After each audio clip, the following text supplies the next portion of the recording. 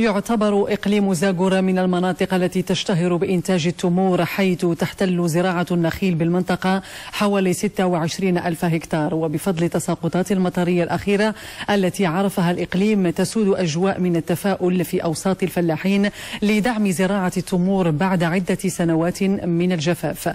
لطيفة بن حالمة وعلي النيو. في أعقاب 3 سنوات متتالية من الجفاف انتعشت أخيرا المساحات المخصصة لزراعة النخيل بإقليم زاغورا بفضل تساقطات المطرية لشهر نوفمبر الماضي، والتي بلغ مجموعها 140 ملم، مما يمثل ضعف المعدل السنوي من التساقطات بالمنطقة.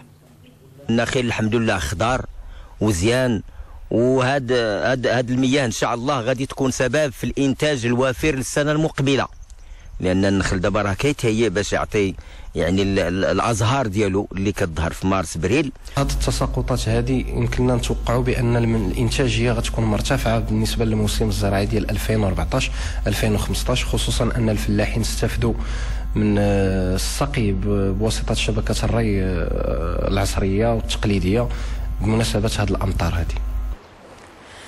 الأمطار الأخيرة بالمنطقة ساهمت أيضا في ملء حقينة سد المنصور الذهبي بنسبة 100% وارتفاع صبيب وادي درعا، مما سيكون له أثر إيجابي على الموسم الفلاحي خلال ال3 سنوات المقبلة. وتجدر الإشارة إلى أن زراعة النخيل بإقليم زاغورا تحتل مساحة تقارب 26 ألف هكتار، ويصل الإنتاج السنوي من التمور بالإقليم إلى 45 ألف طن، أي ما يعادل 47% من الإنتاج الوطني.